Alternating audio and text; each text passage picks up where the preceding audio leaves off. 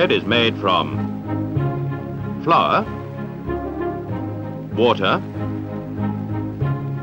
salt, and yeast. For 5 millennia, that's how we did it. Then in 1886, along came Richard Stoney Smith, who, by adding a little wheat germ, changed all that.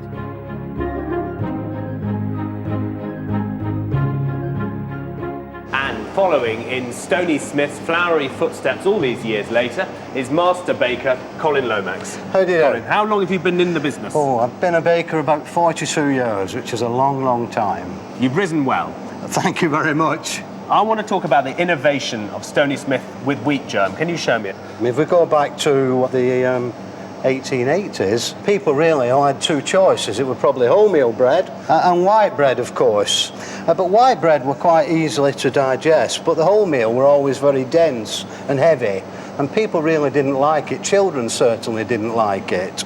And so Richard Smith, amazingly, came up with this wonderful process of cooking the wheat germ under steam without losing all the wonderful nutritional value that went with it. It was more stable, so it wouldn't go off. People could keep the flour in the bakeries much longer, but also the type of bread that it produced. They'd gone away from this heavy wholemeal bread to this lovely light-coloured, nutty, flavoursome loaf. For 5,000 years, people did it one way, and then he came along and added something new. Yeah, it's incredible. It really is, yeah. And it revolutionised baking. And so Hovis was born, but not quite as we know it. Originally, it was known as Smith's Patent Germ Flour. So healthy it might have been, tasty it might have been, catchy certainly wasn't. So in 1890, the first of what turned out to be very many memorable marketing campaigns was launched. The great British public were challenged to come up with a name themselves. The prize, £25. It was a brilliant idea. It was the first PR stunt, if you like. It was a great new PR stunt, got them a lot of publicity. The one that actually won was from a Mr. Herbert Grime, a London student, and he won the top prize of £25, which was a lot of money at that time. And his suggestion was Hovis. The name Hovis is made from two Latin words stuck together. It was hominis vis, which means the strength of man. If it hadn't been for him, we might actually have all been eating Yum Yum, which was the runner-up. By 1895, sales of Hovis had reached 1 million a week. It was a fixture in households across the land, including the most upper crust of them all. Buckingham Palace. Allegedly, the Queen was using it. Certainly, Hovis were promoting their bread as by royal appointment, and that added a huge amount of status to the brand. You had on your table what the royal family had on their table, so even if you didn't have their kind of life, you could somehow share in a little bit of their glamour. And the reason that even Queen Victoria knew the name Hovis was in part down to yet another ingenious marketing ploy. Every baker who sold the brown loaf was issued with ready-made branding.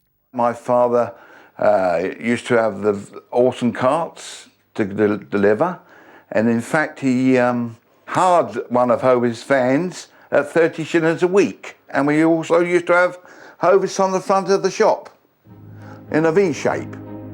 When Hovis started to give their bakers Hovis branded products like the tins, it was a great idea, and it was quite ahead of its time really, and it just kind of reaffirmed to customers and indeed the bakers that Hovis is a great brand. With its pioneering branding, Hovis had stolen a march on rivals like Warburton's and Allinson's, making it a nationally recognised name which carried with it an assurance of quality. Indeed, the brand would go to any lengths to ensure this quality was maintained throughout the land.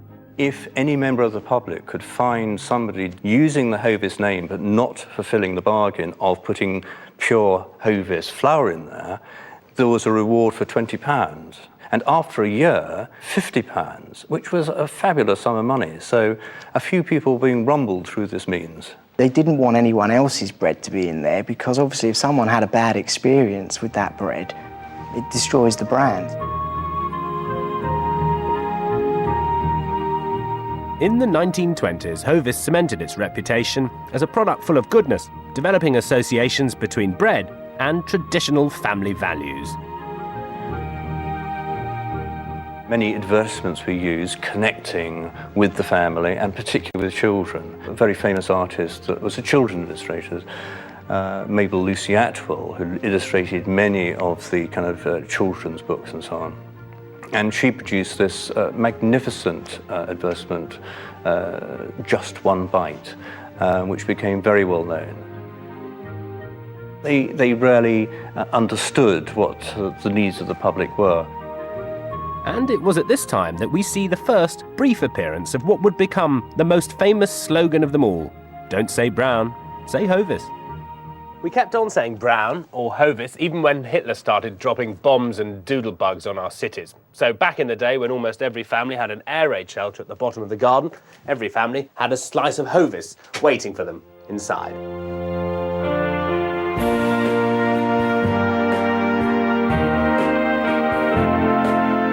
There was bread available all the time during the Second World War, but it wasn't bread as we know it because there was something called the national loaf and seems to have been much hated.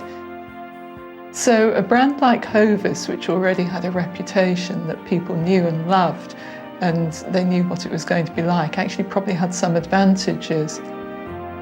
In many ways during the war, Hovis were seeing what they could do for the war effort, how would they do their bit. They were advertising, for instance, that perhaps if you cut the loaf a bit thinner, your loaf of bread would go further. Bear in mind, of course, at this time, most bread was still uncut, sliced bread having come in the early 1930s. With the war behind them, the great British public was soon ready to embrace the brave new world of television. Hovis had been such a pioneer in its early days, it was about to become a pioneer now in the world of the TV ads that were cropping up on the goggle boxes of the nation. When TV commercials arrived in 1955, it wasn't long before Hovis took up this new media, which was obviously going to get right into the heart of the home. They used really an entertainment style. Benson and Connor were the two comedians they used for the early commercials during the 50s. Celebrity involvement's really interesting when it comes to building brands because it can give you a quick leg up, if you like. It allows you to take the characteristics of that celebrity and put them onto your brand. It also, of course, is good PR, and if people love that celebrity, hopefully they'll love that brand and they'll feel that the endorsement of the celebrity aids that brand. Hello, darling. Hello, Mr. Pastry. What's that? The staff of life, a wholemeal loaf. Snap. The great thing that they made use of was the promotion of a slogan which they had sort of in the backs of their minds, but here they now fully used it. Don't say brown, say Hovis. Clearly that particular slogan has stuck in people's minds so much because it was used consistently for such a long time, and that's the power of TV commercials. And by way of apology to all those Browns who felt the power of the TV ad, Hovis offered babies with that particular surname, born between the 19th and the 25th of January 1969, free bread for a year. Gillian was born on the 25th of January 1969. I immediately thought about all the free bread I was going to get. When the sales rep from Hovis came to take Gillian's photograph, and he actually presented Gillian as a baby with her first loaf of bread, he said he heard there was going to be a christening, so they supplied the christening cake. It wasn't in the shape of a loaf of bread, it was an ordinary christening cake. My gran used to say I was special because I was born on a special day, and that I was a Hovis baby, and she even wanted to call me Hovis, but Mum decided, no, my name would be Gillian. Having given Gillian her free bread for a year and her 15 minutes of fame, Hovis moved on to the next wee tyke, this time a tyke on a bike. The truth is that many a great British brand is built on tradition and nostalgia.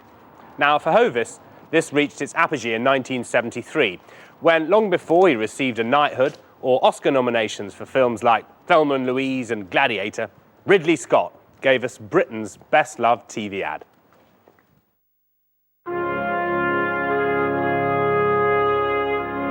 I used to remember that Hovis, as a child, smelt better and tasted better, and I used to smear it with butter, this thick, and I used to think it was the bee's knees.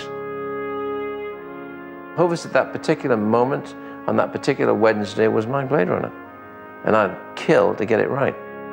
Along with the brass band and the breathtaking scenery, it was the boy on the bike who was the real star of the commercial. There was 3 of us in the final interview stage, and they asked one guy would he have his hair cut, and because them days the hair was quite long, almost on his shoulders, and he flat refused. And they asked the other guy if he would ride a bike, and he said he couldn't. And they come to me and said, like, would you have your hair cut? And I went, yeah. He said, can you ride a bike? I went, yeah. So I think I got it by default, really. I'm proud I've done it. It's not many people get to do something like that, and for some reason, you know, people still remember it. I think it was a combination of everything which rolled it together into quite a powerful message of nostalgia. In a way, it just reminds us of a past that we'd like to be in now, and it gives Hovis a real British flavour, and it just lives on in people's memories.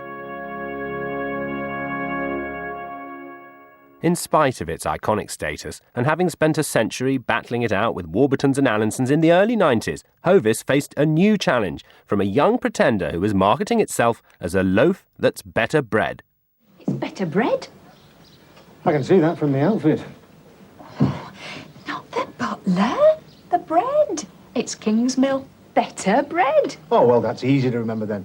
Bread and butter. Only top-grade flour goes into Kingsmill, the loaf that's better bread. Kingsmill, you know, a real strong competitor now to Hovis. They've spent a lot of money, and that really gives them the public awareness, if you like. They've also had a great strapline themselves, you know, and that kind of strapline imbues itself into the memory, and people remember it. And then they start getting confused as to which one's Hovis, which one's Kingsmill, which one was older, and so forth. So very quickly they've stole a march on Hovis, and partly actually by using some of Hovis's old techniques. So it's going to be an interesting battle moving forward. Brown! It's good for you, Tom. And it's a battle Hovis is currently winning. Despite a promising start, when it comes to brown bread, Hovis now has an 8% market share advantage over its young rival.